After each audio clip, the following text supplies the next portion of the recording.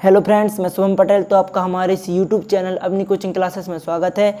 तो आज हम क्लास 12th के चैप्टर फर्स्ट, जिसका नाम है संबंध एवं फलन की प्रश्नावली 1.1 के पहले सवाल के सभी भागों के बारे में चर्चा करेंगे। ठीक है, जैसा कि आपने देखा कि पिछले वीडियो में हमने संबंध की परिभाषा और प्रकार तथा उससे संबंधित कुछ उदाहरणों के बारे में चर्चा की थी। ठीक है, तो उस वीडियो की लिंक डिस्क्रिप्शन में दी गई है, तो आप पहले उस वीडियो को देख लें। उसके बाद यदि आप इस वीडियो को देखते हैं तो आपको सभी सवाल समझ में आएंगे। ठीक है, तो सबसे पहले हम देखते हैं, यहाँ पर पहला सवाल दिया गया है, निर्धारित कीजिए कि क्या निम्नलिखित संबंधों में से प्रत्येक स्वतुल्य, सममित तथा संक्रामक है। ठीक है, तो आपको कुछ संबंध दिए गए हैं यहाँ पर, तो आपको बताना है उनमें कि ये स्वतुल्य है, सममित है तथा संक्रामक है। ठीक है, तो सबसे पहले हम क्या करेंगे, सबसे पहले हम स्वतुल्य सिद्ध करते हैं। ठीक है, उससे पहले आपको सवाल दिया गया है, पहला वो देखते हैं। क्या दिया है, समुच्चय ए बराबर 1, 2, 3, ठीक इसी प्रकार से 13, 14 तक आपको एक समुच्चय दिया गया है। मैं संबंध आर इस प्रकार परिभाषित है कि आर बराबर क्या है, एक्स कामा वाई इस प्रकार है कि 3x ऋण वाई बराबर 0 है। ठीक है, तो आपको सिद्ध करना है कि ये जो आपको संबंध दिया गया है आर, वो सममित तथा संक्रामक है। ठीक है, तो सबसे पहले हम देखते हैं, सबसे पहले तो हम लिखेंगे कि यहाँ पर दिया क्या क्या है, तो हल करते हैं इस सवाल को। तो इसमें सबसे पहले आपको दिया गया है यहाँ पर समुच्चय ए बराबर, समुच्चय ए बराबर क्या दिया है यहाँ पर, ए बराबर आपको दिया गया है 1, 2, 3, ठीक है, इसी प्रकार 13, 14 तक। ठीक है, तो ये आपको एक समुच्चय दिया गया है और इस पर परिभाषित संबंध, समुच्चय ए पर परिभाषित संबंध, ए पर परिभाषित संबंध,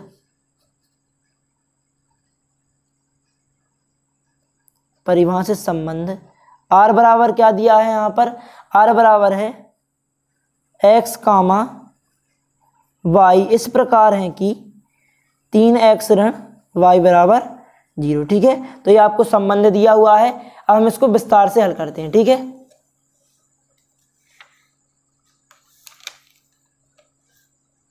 ठीक है, तो देखते हैं, आपको ये संबंध दिया हुआ है। सबसे पहले तो हम इस संबंध को थोड़ा सरल रूप में लिख लें। ठीक है, तो इसको आप ऐसा लिख सकते हैं कि जैसा कि आपने देखा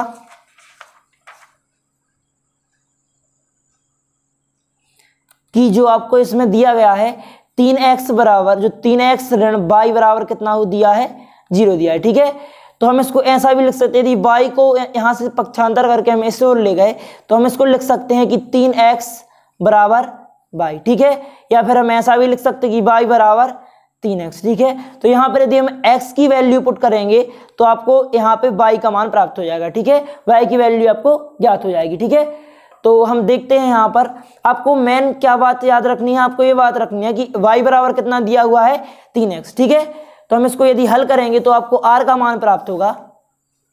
यदि हमने इसको आगे हल किया तो आपको यहाँ पर r बराबर प्राप्त होगा, यदि x कामा y है तो यदि हमने x की जगह पे यहाँ पे 1 रखा, जो a की सभी अवयव हैं, सभी अवयवों के लिए हमें इसको सत्यापित करना है, तो यहाँ पे यदि हमने x का मान 1 रखेंगे, यदि x का मान 1 रखा तो आपको क्या प्राप्त होगा, यदि हम x का मान 1 रखेंगे तो आपको y का मान प्राप्त होगा 3, यदि हमने x का मान 2 रखा तो y का मान आपको प्राप्त होगा 6, और यदि हमने x का मान 3 रखा तो y का मान आपको प्राप्त होगा 9। इसी प्रकार से यदि हम x का मान 14 रखते हैं यहाँ पर, ठीक है, यदि हम x का मान 14 रखेंगे तो आपको y का मान कितना प्राप्त होगा, 42। ठीक है, तो आपको एक संपूर्ण संबंध प्राप्त हो गया। तो अब देखते हैं, हमें इस संबंध को सिद्ध करना है कि क्या ये स्वतुल्य है, सममित है या फिर संक्रामक है। ठीक है, तो सबसे पहले हम देखते हैं स्वतुल्य के लिए, सबसे पहले देखते हैं क्या ये स्वतुल्य है या नहीं। ठीक है, तो जैसा कि आप जानते हैं कि स्वतुल्य के लिए आवश्यक है कि प्रत्येक अवयव स्वयं से तो संबंधित होना ही चाहिए। ठीक है, मतलब यदि हमने यहाँ पर लिया, यदि कोई भी अवयव है x, यदि कोई अवयव है x अवयव है a, ठीक है, तो फॉर एवरी प्रत्येक x के लिए क्या होना चाहिए कि x कामा x अवयव हो r। ठीक है, तो x स्वयं से रिलेटेड तो होना ही चाहिए। ठीक है, तो अब देखते हैं हम यहां पर क्या दिया है, जो स्वतुल्य के लिए आवश्यक है, स्वतुल्य के लिए आवश्यक है कि फॉर एवरी एक्स अवयव है ए के लिए क्या होना चाहिए, x कामा x अवयव होना चाहिए आर। यहां पर क्या हुआ, यहां पर आपको क्या दिया है, यहां देखिए 1,3 तो अवयव है आर, लेकिन क्या यहां पर हम बोलेंगे एक के लिए, यहां पर एक के लिए क्या 1,1 अवयव है आर, नहीं है। 2 के लिए क्या 2,2 अवयव है आर, नहीं है। 3 के लिए क्या 3,3 अवयव है आर, नहीं है। ठीक है, मतलब यहां पर इस समुच्चय ए का प्रत्येक अवयव या फिर कोई भी अवयव स्वयं से तो संबंधित नहीं है। ठीक है, तो देखते हैं हम यहां पर क्या दिया है, 1,1 अवयव नहीं है आर, तो हम कह सकते हैं कि अतः हम कह सकते हैं कि जो आर है वो स्वतुल्य नहीं है। ठीक है, जो आर संबंध है वो स्वतुल्य नहीं है, स्वतुल्य नहीं है।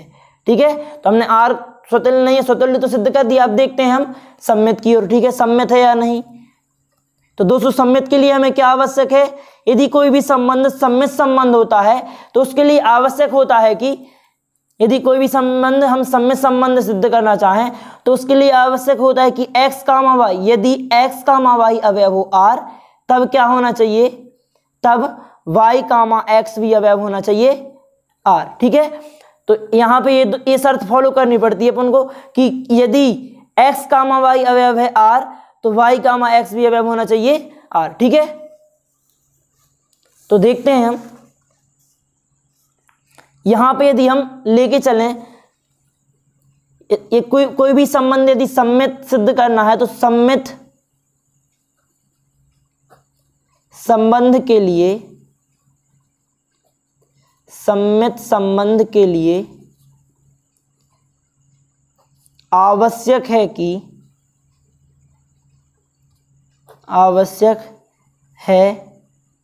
कि क्या हो, यदि x कामा वाई अवयव है r, तो जो y कामा x भी अवयव होना चाहिए r।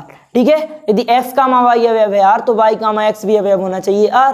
ठीक है, यहां पर क्या है, यहां पर आपको दिया गया है कि 1,3 तो है अवयव r, लेकिन क्या कहीं पर 3,1 अवयव r है, नहीं, ऐसा तो कहीं नहीं दिया गया।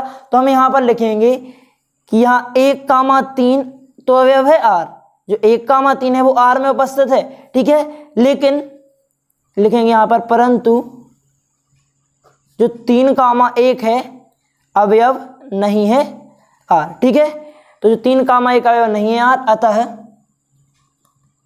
r सममित नहीं है। ठीक है, जो r जो संबंध दिया है वो सममित नहीं है। ठीक है, तो अब देखते हैं, सम्मित तो सिद्ध कर दिया, हमें करना है संक्रामक। ठीक है, तो संक्रामक के लिए क्या आवश्यक होता है, संक्रामक संबंध के लिए आवश्यक होता है कि यदि x का संबंध y से है और y का संबंध z से है तो x का संबंध भी z से होना चाहिए। ठीक है, संक्रामक संबंध के लिए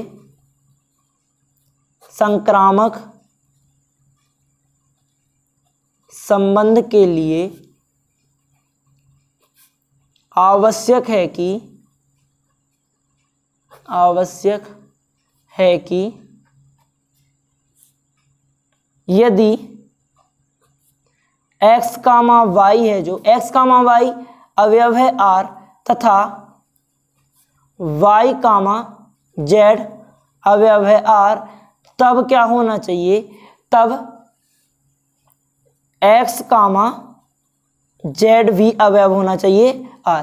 यदि यहां पर x कामा y अवयव है r और y कामा z अवयव है r, तो यहां पर x कामा z भी अवयव होना चाहिए r। मतलब यदि x का संबंध y से है और इस y का संबंध z से है तो x का संबंध भी z से होना चाहिए। ठीक है, यहां पर देखिए, यदि यहां पर क्या ये संभव है, देखिए यहां पर आपको दिया है 1 का संबंध 3 से है, 3 का संबंध 9 से है, लेकिन क्या यहाँ पर 1 का संबंध कहीं पर 9 से है, तो यहाँ पर ऐसा संभव नहीं है। इसलिए हम यहाँ पर लिखेंगे, यहाँ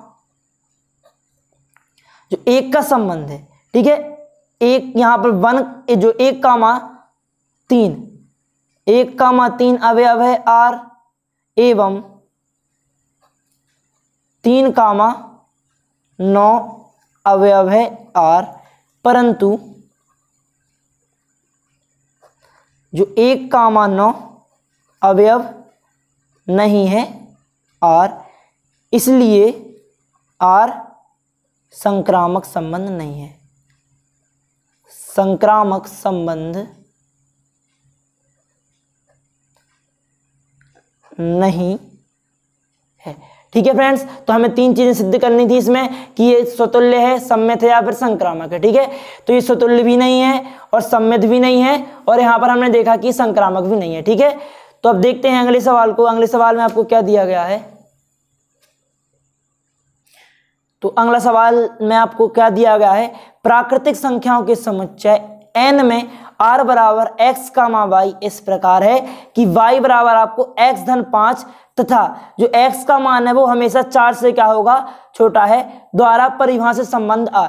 ठीक है, तो आपको एक r संबंध दिया गया है, ठीक है, जो प्राकृतिक संख्याओं के समुच्चय पर परिभाषित है, जिसमें क्या है x कामा y इस प्रकार है कि y बराबर क्या दिया है आपको, x धन 5, ठीक है, तथा जो x है वो छोटा है किससे, 4 से। ठीक है, तो यहां पर इसको हम हल करेंगे। तो सबसे पहले तो हम लिखेंगे आपको दिया क्या है, यहां पर आपको दिया गया है,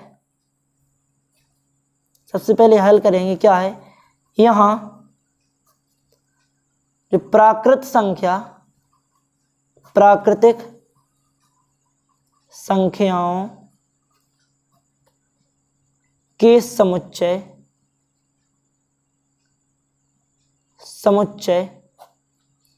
n पर परिभाषित संबंध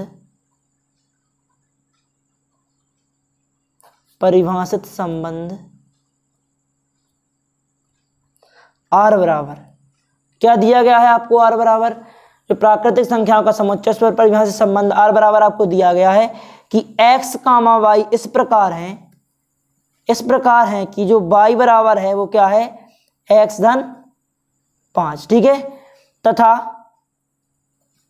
जो x का मान है वो क्या है, x हमेशा छोटा है किससे, 4 से। ये आपको एक संबंध दिया गया है, तो आपको सिद्ध करना है कि ये स्वतुल्य है, सम्मित है तथा संक्रामक है। ठीक है, तो सबसे पहले तो हम देखते हैं स्वतुल्य के लिए क्या ये स्वतुल्य है या फिर नहीं है। ठीक है,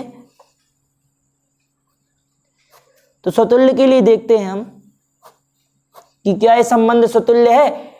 ठीक है, तो सबसे पहले हमें देखते हैं स्वतुल्य के लिए आवश्यक होता है कि प्रत्येक अवयव स्वयं से संबंधित हो। ठीक है, मतलब फॉर एवरी एक्स के लिए x कामा x अवयव होना चाहिए किसमें, r में। ठीक है, तो यहाँ पर पहले हम r को थोड़ा सरल तरीके से लिखते हैं। यदि हम यहाँ पे x का मान प्राकृतिक संख्याएं बोला गया है तो यहाँ से 0 से लेके सभी प्राकृतिक संख्याएं यहाँ पर आएंगी समुच्चय n में जो अनंत तक है। ठीक है, लेकिन आपको एक और यहाँ पर चीज दी गई है, एक और हिंट दिया गया है, वो क्या है कि x का मान छोटा है 4 से। मतलब आप x के स्थान पर क्या रख सकते हैं, आप x के स्थान पर सिर्फ 1, 2 और 3 रख सकते हैं, क्योंकि ऐसी ये 3 प्राकृतिक संख्याएं हैं जो क्या है 4 से छोटी हैं। ठीक है, तो हम 4 से छोटी वो तीनों प्राकृतिक संख्याओं को रखते हैं, तो यहाँ पर क्या प्राप्त होगा आपको, यदि हमने x की जगह पर 1 रखा तो आपको प्राप्त होगा 6, यदि x की जगह पर हमने 1 रखा तो y की जगह पे क्या प्राप्त होगा आपको 6, यदि x की जगह पे हमने 2 रखा तो y की जगह पे आपको प्राप्त होगा 7, और यदि x की जगह पे हमने 3 रखा तो आपको y की जगह पे प्राप्त होगा 8। ठीक है, तो हमें सिद्ध करना है कि स्वतुल्य है, सम्मित है तथा संक्रामक है। ठीक है, तो सबसे पहले हम देखते हैं स्वतुल्य के लिए, तो क्या ये संबंध स्वतुल्य है। तो स्वतुल्य कब होता है, जब प्रत्येक अवयव स्वयं से संबंधित हो। मतलब इसमें इसके लिए आवश्यक है, यहां पर क्या है, यहां फॉर एवरी x अवयव है n के लिए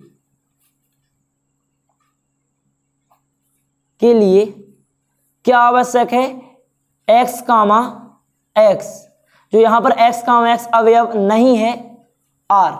ठीक है, अतः जो r है वो स्वतुल्य नहीं है, r स्वतुल्य नहीं है। अब क्यों नहीं है r स्वतुल्य, जैसा कि आपने देखा कि यहाँ पर x कामा x अवयव नहीं है r। यदि आप यहाँ पर 1 लेते हैं तो क्या 1 कामा 1 इस संबंध में दिया गया है? नहीं दिया गया। यदि आप यहाँ पर कोई भी अवयव 2 लेते हैं तो क्या 2 कामा 2 इस संबंध में दिया गया है? नहीं दिया गया है। ठीक है, यदि 3 लेते हैं तो 3 कामा 3 भी इस संबंध में उपस्थित नहीं है। ठीक है, तो ये जो संबंध है आपका वो क्या है? इस संबंध आपका स्वतुल्य संबंध नहीं है। अब देखते हैं सम्मित के लिए। तो सम्मित कब होगा? कोई भी जो संबंध है वो सम्मित कब होता है? जब इस संबंध में क्या हो, यदि x कामा y अवयव हो r तो y कामा x भी अवयव होना चाहिए r। तो यहां पर जो आप देख रहे हैं यहां क्या है, 1 कामा 6 तो अवयव है r, 1 कामा 6 अवयव है r, परंतु 6 कामा 1 अवयव नहीं है r, अतः जो r है वो सममित नहीं है, r सममित संबंध नहीं है। क्योंकि आप जानते हैं कि स्वतुल्य की सम्मित के लिए क्या आवश्यक होता है कि यदि x कामा y अवयव हो r तब क्या होना चाहिए, जो y कामा x भी अवयव होना चाहिए r, लेकिन यहां पर ऐसा नहीं है तो इसलिए यह क्या है, सम्मित संबंध नहीं है। ठीक है, सॉरी यहां पर सम्मित संबंध नहीं है। ठीक है, तो अब देखते हैं हम, अब सम्मित सिद्ध कर लिया हमने, स्वतुल्य सिद्ध कर लिया, सम्मित सिद्ध कर लिया, अब हम करते हैं संक्रामक। ठीक है, तो क्या ये संबंध संक्रामक संबंध है? तो हम संक्रामक के लिए देखते हैं। देखिए फ्रेंड, संक्रामक के लिए क्या आवश्यक है? संक्रामक के लिए आवश्यक है कि यदि x कामा y अवयव हो r, ठीक है, और y कामा z अवयव हो r, तब क्या होना चाहिए, तब x कामा z भी अवयव होना चाहिए r। ठीक है, लेकिन यहां पर ऐसा नहीं दिया गया है। देखते हैं,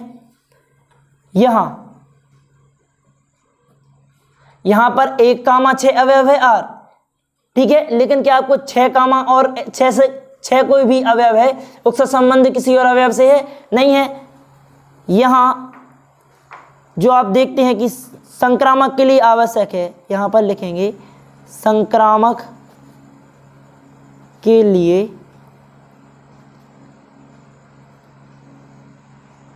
आवश्यक है कि, क्या आवश्यक है? आवश्यक है कि यदि x कामा y अवयव है r और y कामा z अवयव है r, तो यहाँ पर x कामा z भी अवयव होना चाहिए r। ठीक है, यहाँ पर तब क्या होना चाहिए, जो x कामा z है वो अवयव होना चाहिए r, लेकिन यहाँ पर परंतु यहाँ यह शर्त अमान्य है, अमान्य है, इसलिए हम कह सकते हैं कि R संक्रामक संबंध नहीं है। जो R है वो संक्रामक संबंध नहीं है। ठीक है, तो अब चलते हैं हम अगले सवाल की ओर। तो देखिए इस प्रश्न में क्या दिया गया है। इस प्रश्न में आपको दिया गया है कि समुच्चय A बराबर 1, 2, 3, 4, 5, 6 इस प्रकार से एक समुच्चय A दिया गया है। मैं R बराबर x कामा y इस प्रकार है कि y भाज्य है किससे, x से। ठीक है, द्वारा परिभाषित संबंध R है। इसका मतलब ये हुआ कि जो y है वो x से पूर्ण रूप से क्या है, विभाजित है। ठीक है, तो यहां पर आप हल करेंगे इस सवाल को तो क्या होगा, यहां पर हमने जब इस सवाल को हल किया तो आप देखते हैं कि आपको क्या दिया गया है। यहां पर समुच्चय A बराबर दिया गया है, समुच्चय A बराबर कितना है, 1, 2, 3, 4, 5, 6। ठीक है, ये आपको समुच्चय दिया गया है। और A पर परिभाषित संबंध, A पर परिभाषित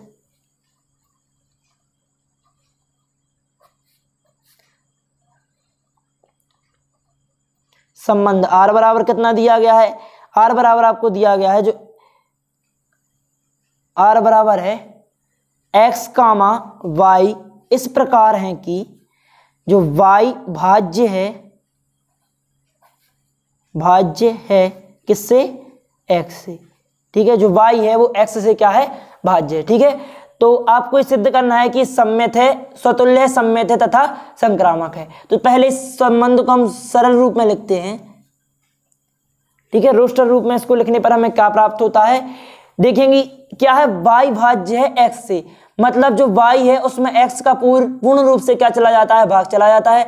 तो यदि हम वाई के स्थान पर 1 लेते हैं तो 1 में किस किस संख्या का भाग जा रहा, आप देखते हैं कि 1 में सिर्फ 1 का ही भाग जाता है और किसी का भी भाग नहीं जाता। ठीक है, अब एक में और किसी का तो भाग नहीं जाता, तो पहला युग्म तो आपका ये बन गया। ठीक है, उसके बाद देखते हैं 2, तो क्या 2 में किसी का भाग जाता है, हाँ जाता है, 1 का भाग जाता है। तो सबसे पहले तो हमने 1 का लिख लिया।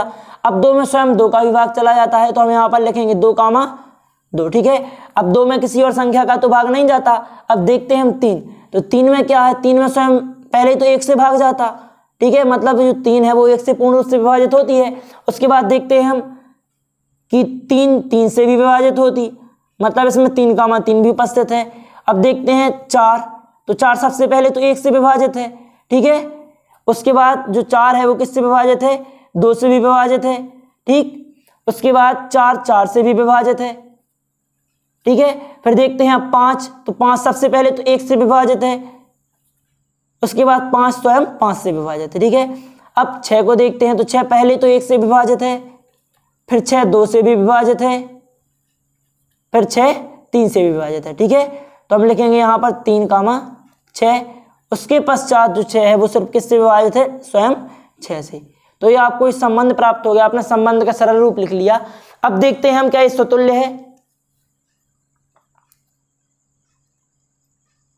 क्या ये स्वतुल्य संबंध है, तो देखते हैं। जैसा कि आप जानते हैं कि स्वतुल्य संबंध के लिए क्या आवश्यक होता है कि प्रत्येक x के लिए x, x अवयव होना चाहिए r।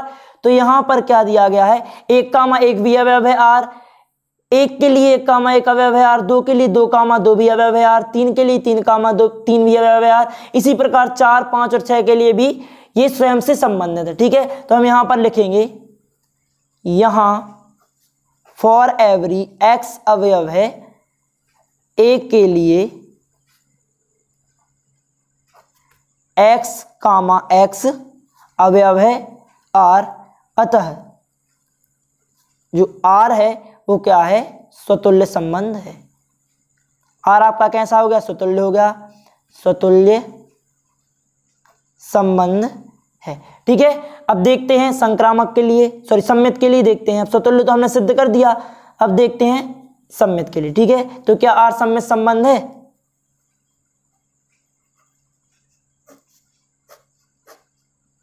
सम्मित संबंध के लिए हमें आवश्यक है कि यदि x का संबंध y से है तो y का संबंध क्या होना चाहिए, x से होना चाहिए।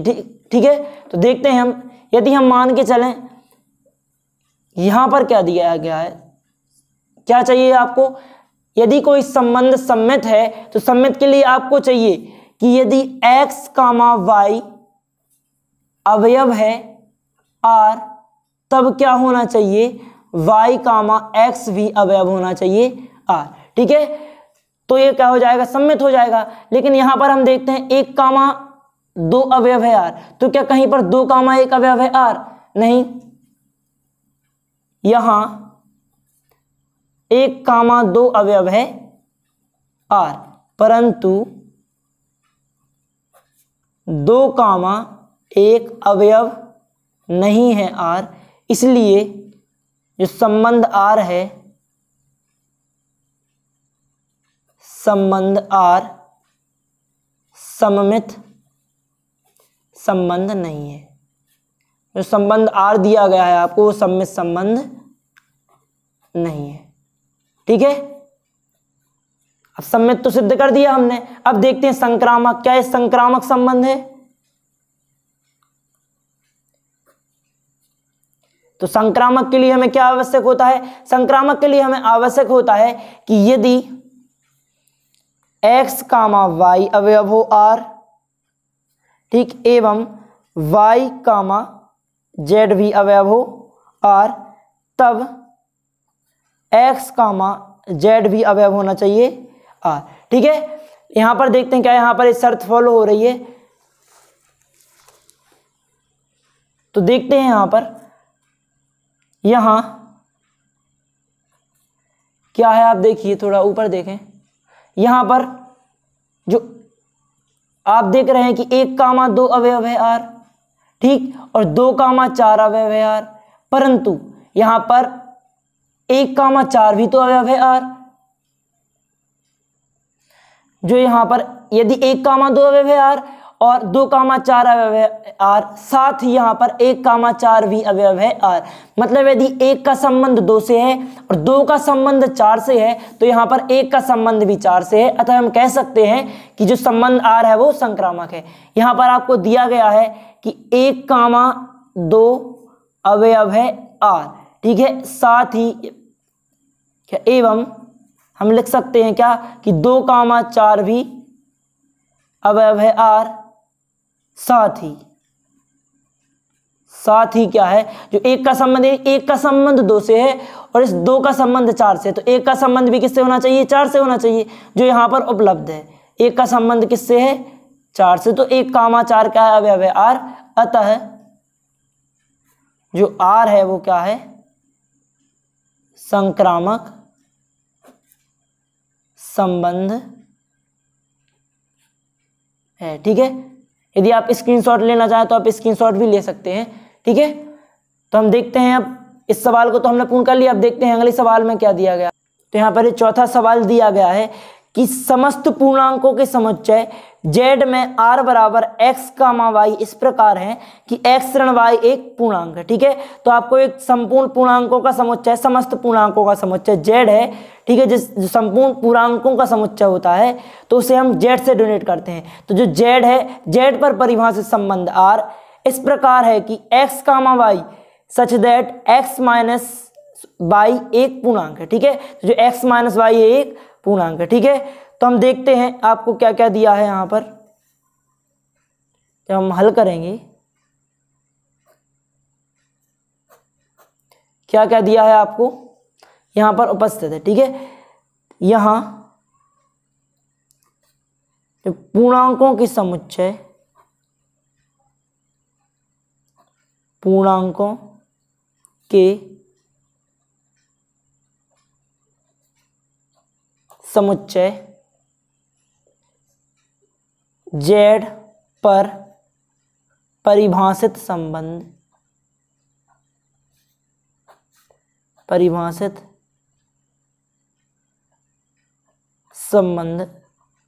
r बराबर क्या दिया गया है, परिभाषित संबंध r बराबर आपको दिया गया है x कामा y इस प्रकार है कि x माइनस y है एक पूर्णांक है। जो x माइनस y है वो क्या है, एक पूर्णांक है। ठीक है, आपको ये संबंध दिया हुआ है, तो ये सिद्ध करना है कि ये स्वतुल्य, सममित तथा संक्रामक है। ठीक है, तो अब देखते हैं, सबसे पहले हम स्वतुल्य के लिए देखते हैं।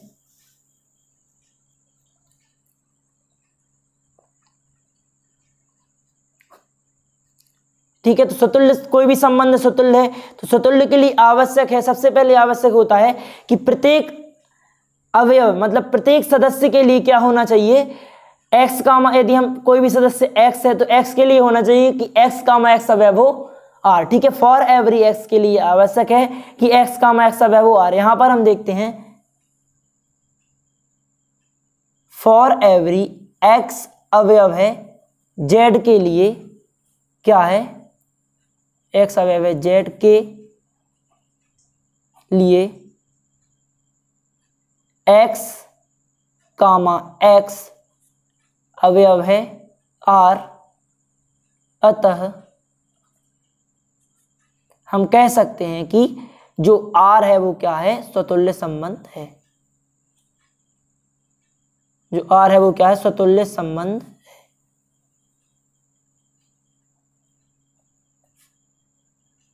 अब x कामा x अवयव है r, ये आपको कैसे मालूम चलेगा, तो इसके लिए हम यहां पर देखते हैं।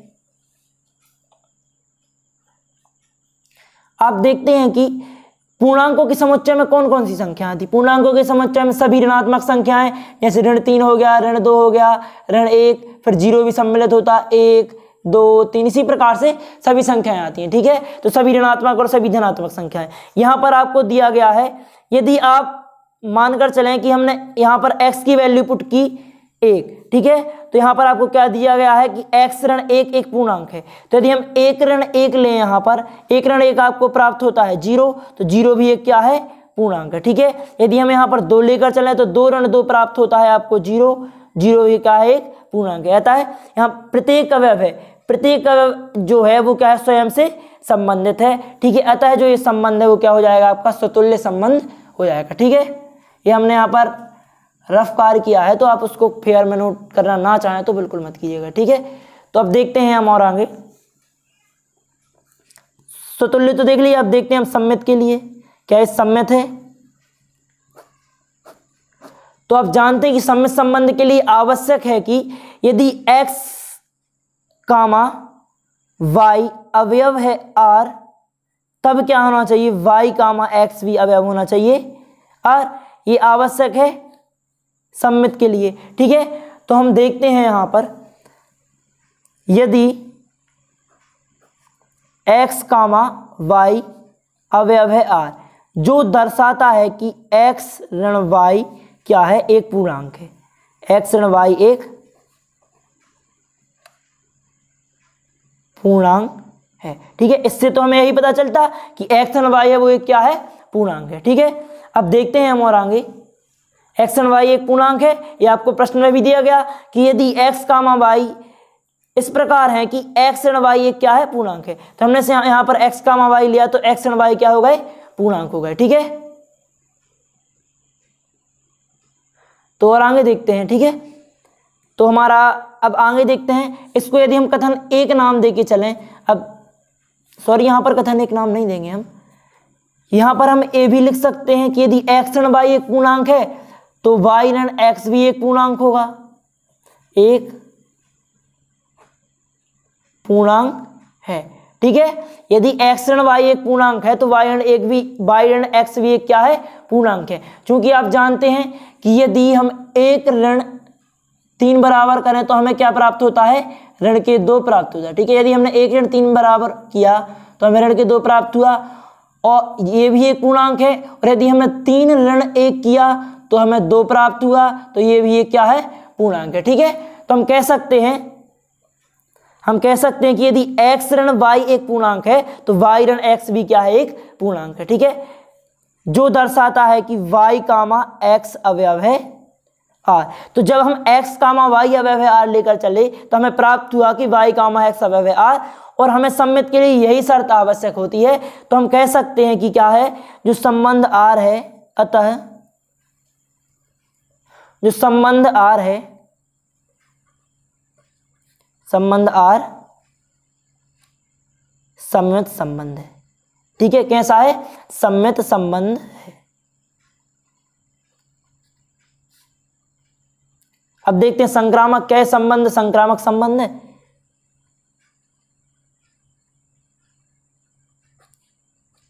तो संक्रामक के लिए हमें क्या आवश्यक है? संक्रामक के लिए हमें आवश्यक है कि यदि हम x, y को लेकर चलें कि x, y अवयव है r, तथा y, z अवयव है r, तब क्या होना चाहिए? तब आपको प्राप्त होना चाहिए कि x, z भी अवयव है r। ठीक है, आपको ये प्राप्त होना चाहिए। तो हमें आप क्या सिद्ध करना है? यदि हमने ये सिद्ध कर लिया तो हम कह सकते हैं कि जो संबंध दिया गया है वो संक्रामक है। ठीक है, तो देखते हैं यहां पर आपको क्या दिया गया है। यदि हम मान के चले, माना x, y अवयव है r, जो दर्शाता है कि x ऋण y क्या है? एक पूर्णांक है, एक पूर्णांक है। अब हम इसको यदि कथन एक नाम दे दें, ठीक है, ठीक है, अब हम लिखे एवं हमने माना कि y, z अवयव है r, जो दर्शाता है, हम कह सकते हैं कि y ऋण जेड एक पूर्णांक है, एक पूर्णांक है। ठीक है, इसको हमने कथन दो नाम दे दिया। अब हम कथन एक व दो से कह सकते हैं। कथन एक व दो से हम कह सकते हैं कि हम कथन एक व दो से हम बोल सकते हैं कि जो x ऋण y धन y ऋण z भी एक पूर्णांक है, पूर्णांक है। अब ये पूर्णांक क्यों है? आप जानते हैं कि यदि ये दोनों पूर्णांक हैं तो दो पूर्णांकों का योग भी एक पूर्णांक प्राप्त होता है, इसलिए हम कह सकते हैं कि इन दोनों का योग भी क्या है? एक पूर्णांक। अब यहां से y तो कट जाएगा, तो आपका क्या बचा? x ऋण z एक क्या है? तब बचा कि x ऋण z भी एक पूर्णांक है। ठीक है, तो x ऋण z आपको प्राप्त हुआ है क्या? पूर्णांक, जो दर्शाता है कि x कामा z अवयव है r। ठीक है, अतः तो जब हम x कामा y और y कामा z लेकर चले तो हमें क्या प्राप्त हुआ कि x कामा z भी अवयव है r। अतः हम कह सकते हैं कि r क्या है?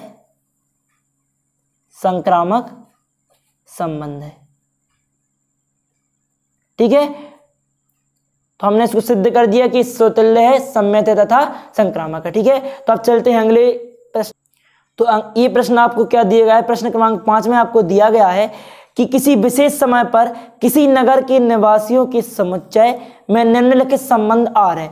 जो आपको संबंध दिए गए हैं आर वो निम्नलिखित हैं। ठीक है, तो सबसे पहले तो हम देखेंगे क्या, जो आपको पहला प्रश्न दिया गया है आर बराबर एक्स कामा वाई इस प्रकार है कि x तथा y एक ही स्थान पर निवास करते हैं। ठीक है, या फिर एक ही स्थान पर रहते हैं। ठीक है, तो हम हल करेंगे। यहां पर आपको संबंध दिया गया है,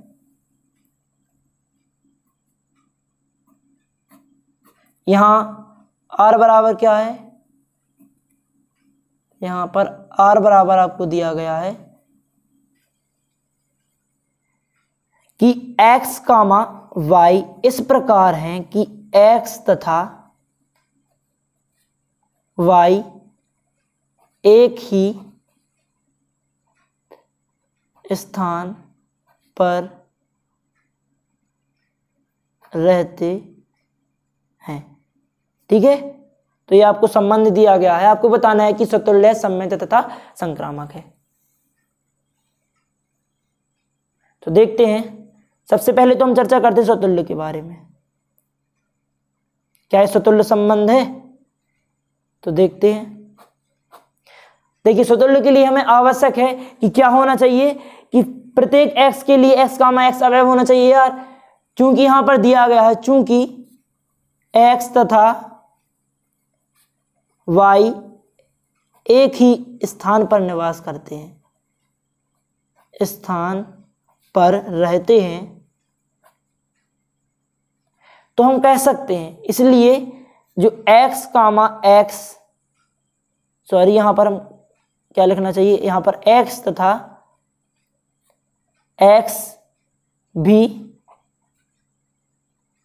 एक ही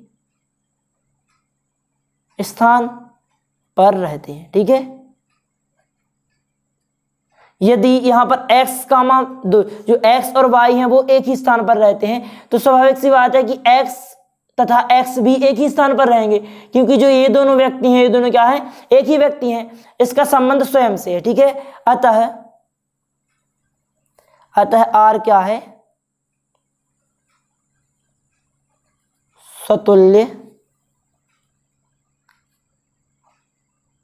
संबंध है। तो हमने r को स्वतुल्य सिद्ध कर दिया। अब देखते हैं सम्मित, क्या r सम्मित संबंध है?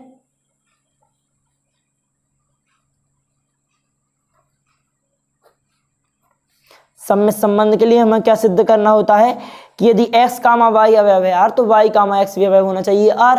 तो हम देखते हैं, माना कि x कामा y अवयव है r, जो दर्शाता है कि x तथा y एक ही स्थान पर रहते हैं, एक ही स्थान पर रहते हैं। ठीक है, तो हम कह सकते हैं यदि x तथा y एक ही स्थान पर रहते हैं तो y तथा x भी एक ही स्थान पर रहेंगे। तो y तथा x भी एक ही स्थान पर रहते हैं, स्थान पर रहते हैं। ठीक है, और आगे देखते हैं जो दर्शाता है। अब देखिए यदि x तथा y एक ही स्थान पर रहते हैं तो y तथा x भी एक ही स्थान पर रहेंगे। क्यों? क्योंकि यदि हम बोलें कि राम और श्याम एक ही विद्यालय में पढ़ते हैं, यदि हमने बोला कि राम और श्याम एक ही विद्यालय में पढ़ते हैं तो आप ये भी कह सकते हैं कि श्याम और राम एक ही विद्यालय में पढ़ते हैं। तो ऐसा ही यहाँ पर किया गया है। यदि x y एक ही स्थान पर रहते हैं तो y x भी एक ही स्थान पर रहेंगे। ठीक है, तो हम कह सकते हैं कि y कामा x अवयव है r। यदि हम यहाँ पर x कामा y अवयव है r लेकर चले तो हमें क्या प्राप्त हुआ कि y कामा x भी अवयव है r। अतः हम कह सकते हैं कि अतः r क्या है? सम्मित संबंध है, सम्मित संबंध है। ठीक है, अब देखते हैं संक्रामक, कि संक्रामक है या नहीं।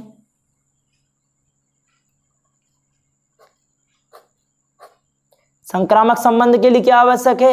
यदि x कामा y अवयव है r, y कामा z अवयव है r, तो x कामा z भी अवयव होना चाहिए r। ठीक है, तो यदि हम लेके चले माना x कामा y अवयव है r, ठीक, तो ये क्या दर्शाएंगे कि x तथा y एक ही स्थान पर रहते हैं, स्थान पर रहते हैं। ठीक है, अब एवं हम इसको हम कथन एक नाम दे दें।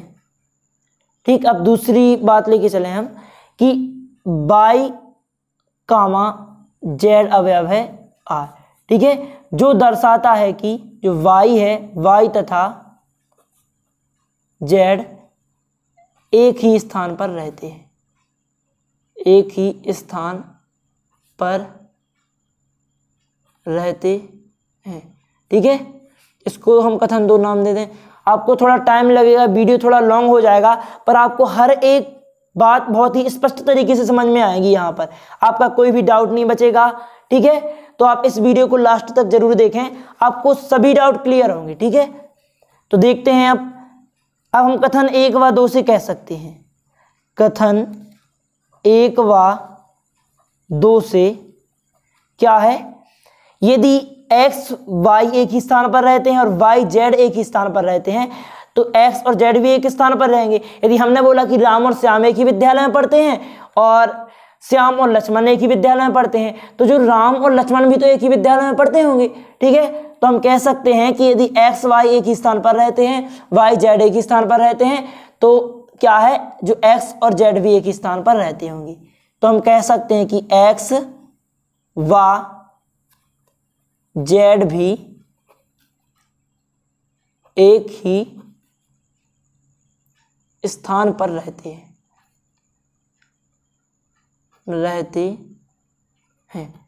ठीक है, जो दर्शाता है कि क्या x कामा z भी अवयव है r। ठीक है, जब हम x कामा y अवयव है r लेकर चले तथा y कामा z अवयव है r लेकर चले तो हमें क्या प्राप्त हुआ कि x कामा z भी अवयव है r। अतः r संक्रामक संबंध है। ठीक, r क्या है? संक्रामक संबंध है। ठीक है फ्रेंड्स, तो हम चलते हैं अगले प्रश्न की ओर।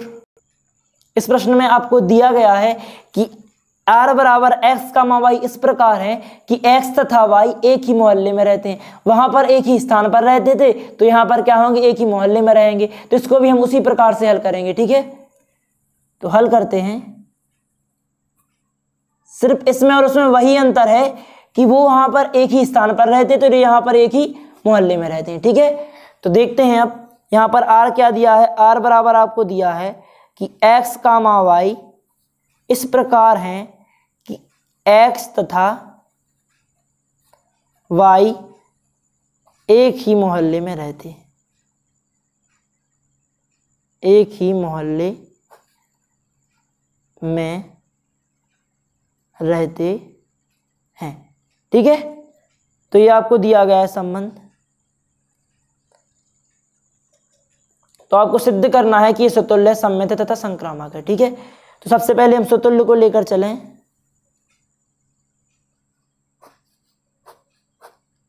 स्वतुल्य के लिए हमें क्या आवश्यक है? कोई भी संबंध स्वतुल्य है तो हमें आवश्यक है कि फॉर एवरी एक्स के लिए एक्स कामा एक्स भी अवयव होना चाहिए आर। ठीक है, तो सबसे पहले हम लेकर चलते हैं कि यदि एक्स लिखेंगे, चूंकि एक्स तथा वाई एक ही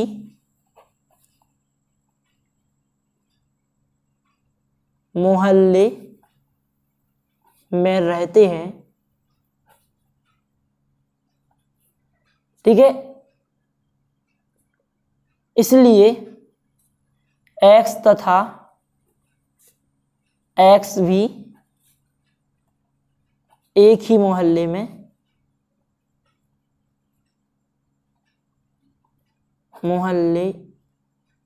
रहते हैं।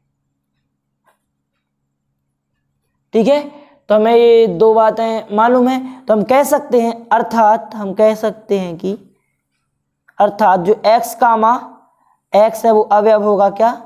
r। ठीक है, x कामा x अवयव है r, अतः जो r क्या है? r स्वतुल्य है। ठीक है, हमने स्वतुल्य सिद्ध कर दिया। अब देखते हैं सम्मित की ओर कि सम्मित है या फिर नहीं है। तो इस सम्मित कब होगा? आप जानते हैं कि यदि हम x कामा y लेकर चलें तो y कामा x सिद्ध करना होता है आपको। तो माना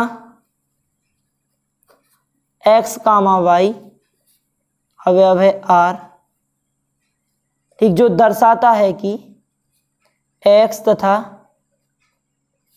y एक ही मोहल्ले में रहते हैं, एक ही मोहल्ले में रहते हैं, मोहल्ले में रहते हैं।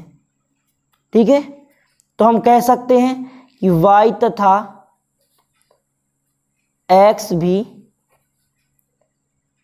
एक ही मोहल्ले में रहते हैं, x भी एक ही मोहल्ले में रहते हैं, मोहल्ले में रहते हैं।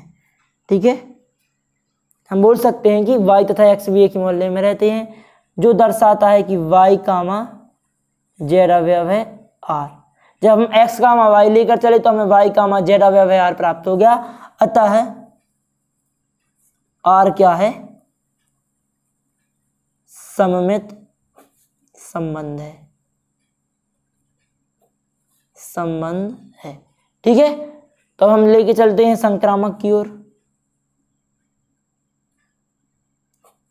क्या इस संक्रामक संबंध है या नहीं? तो संक्रामक के लिए यदि हम x कामा y अवयव है r लेकर चलें और y कामा z अवयव है r लेकर चलें तो हम x कामा z सिद्ध करना होता है। तो हम करते हैं, माना x कामा y अवयव है r एवं जो यहां पर लिखेंगे y कामा z अवयव है r, तब जो x कामा z भी अवयव होगा r। ठीक है, मतलब यदि x y एक ही मोहल्ले में रहेंगे और y z एक ही मोहल्ले में रहेंगे तो x z भी एक ही मोहल्ले में रहेंगे। अतः हम कह सकते हैं कि जो हम कह सकते हैं कि जो r है, r क्या है? संक्रामक संबंध है, संक्रामक संबंध है। ठीक है फ्रेंड्स, तो चलते हैं अगले क्वेश्चन की ओर। तो इस प्रश्न में आपको दिया गया है कि r बराबर x कामा y इस प्रकार है कि जो x y से ठीक कितना 7 सेंटीमीटर लंबा है। तो सबसे पहले हम लेकर चलें, यहां पर आपको दिया गया है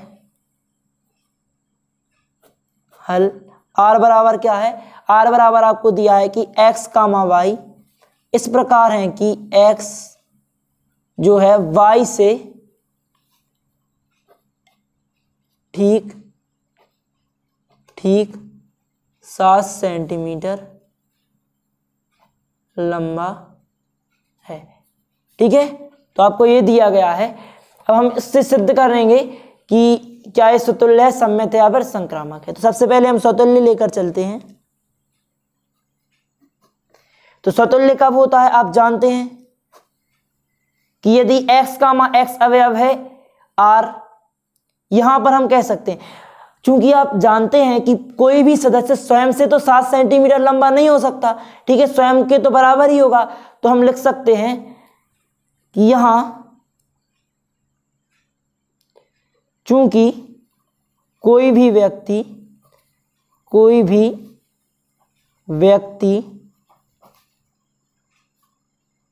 स्वयं से लंबा नहीं हो सकता,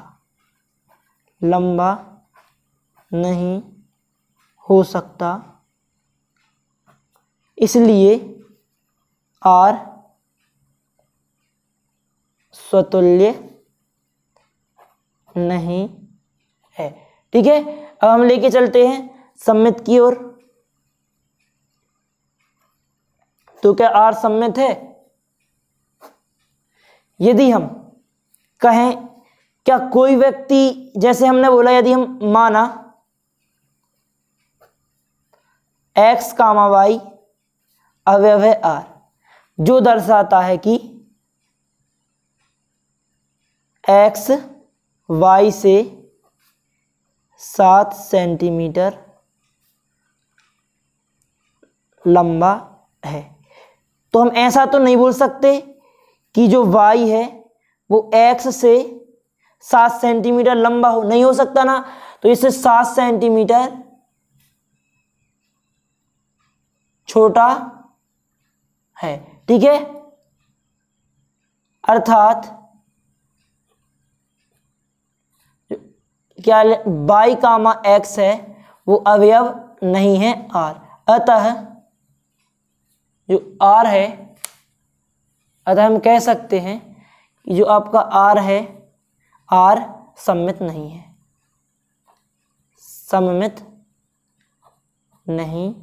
है। ठीक है, तो अब देखते हैं और नेक्स्ट संक्रामक। तो क्या ये संक्रामक है?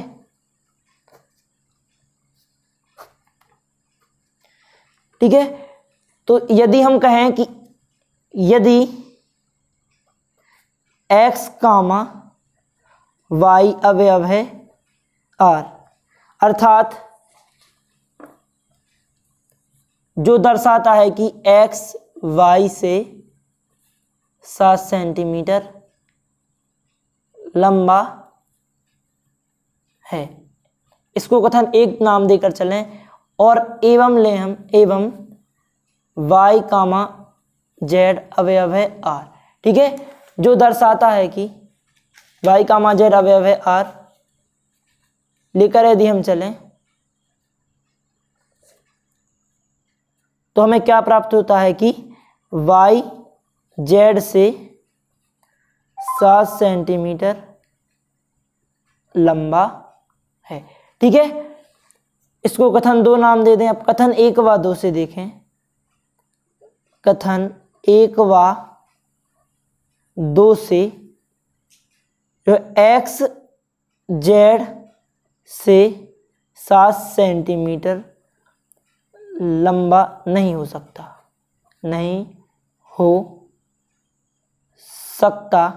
अतः जो R है संक्रामक नहीं है।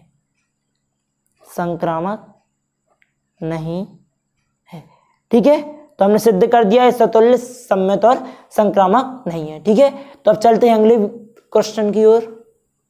यहाँ पर जो चौथा प्रश्न है वो आपको दिया गया है कि R बराबर क्या है, x, y इस प्रकार है कि x का जो x है वो y की पत्नी है। ठीक है, तो हम इसको सॉल्व करते हैं। हमने पहले से सॉल्व करके रखा हुआ है। ठीक है, लॉन्ग वीडियो हो जाने के कारण मैं आपको शॉर्ट में ही बता देता हूँ। ठीक है, जो स्वतुल्य है सबसे पहले तो हम सिद्ध करेंगे कि स्वतुल्य है या नहीं। क्योंकि आप जानते हैं कि x कभी भी x की पत्नी तो नहीं हो सकती, ठीक है। कोई भी स्त्री है, यहाँ पर x एक स्त्री है और y क्या है, एक पुरुष है, तो जो x है वो y की क्या है, पत्नी है। तो क्या x की पत्नी हो सकती? नहीं, ऐसा संभव नहीं है, क्योंकि कोई भी स्त्री स्वयं की पत्नी तो नहीं हो सकती। इसलिए हम क्या कहेंगे, चूंकि x कभी भी x की पत्नी तो नहीं हो सकती, अर्थात जो x, x अवयव नहीं हो सकता और जो कोई भी स्त्री है वो इस संबंध में x का संबंध x से तो नहीं हो सकता, ठीक है। अतः जो r है वो क्या है, स्वतुल्य नहीं है, ठीक है। और हम कहें, अब सम्मित की ओर देखते हैं, सम्मित है या नहीं। तो यदि x, y अवयव है r, मतलब हम कह सकते हैं यदि x, y अवयव है r, अर्थात जो x y की पत्नी है, परंतु हम कह सकते हैं कि जो y x की पत्नी तो नहीं हो सकती, क्योंकि जो y है, y एक पुरुष है और पुरुष किसी का पति हो सकता है, पत्नी नहीं हो सकती। तो यदि x y की पत्नी है तो y x का क्या होगा, पति होगा, ना कि पत्नी। अतः ये संबंध नहीं है, क्योंकि यदि हम यहाँ पर x, y लेकर चले तो हम यहाँ पर सिद्ध नहीं कर सकते कि y, x अवयव है r। यहाँ पर सिद्ध होता है कि y, x अवयव नहीं है r, अतः r क्या है, एक सम्मित संबंध है, ठीक है। उसके बाद हम देखते हैं संक्रामक की ओर। तो संक्रामक में क्या है, यदि x, y अवयव है r, तब y, z अवयव नहीं है r। क्योंकि यदि हम कहें कि x y की पत्नी है तो क्या y z का पति हो सकता, y z की पत्नी हो सकती? नहीं, क्योंकि y एक पुरुष है यहाँ पर, तो y पत्नी का कार्य तो यहाँ पर कर ही नहीं सकता, ठीक है। जो y है वो पत्नी नहीं हो सकता, ठीक है, क्योंकि वो क्या है, एक पुरुष है। तो यदि x y की पत्नी है तो y कभी z की पत्नी नहीं हो सकती, ये असंभव है। तो ये r से रिलेटेड नहीं है, चूंकि क्या है, y एक पुरुष है, इसलिए y किसी की भी पत्नी नहीं हो सकती है। अतः हम कह सकते हैं कि r क्या है, एक संक्रामक संबंध नहीं है, ठीक है। तो हमने यहाँ पर देखा, एक नेक्स्ट क्वेश्चन है, लास्ट क्वेश्चन। इसमें आपको क्वेश्चन दिया गया है कि जो r बराबर है वो x, y इस प्रकार है कि x y के पिता हैं। तो हमें सिद्ध करना है कि ये स्वतुल्य है, सम्मित है तथा संक्रामक है या नहीं, ठीक है। तो सबसे पहले हम स्वतुल्य के लिए देखते हैं।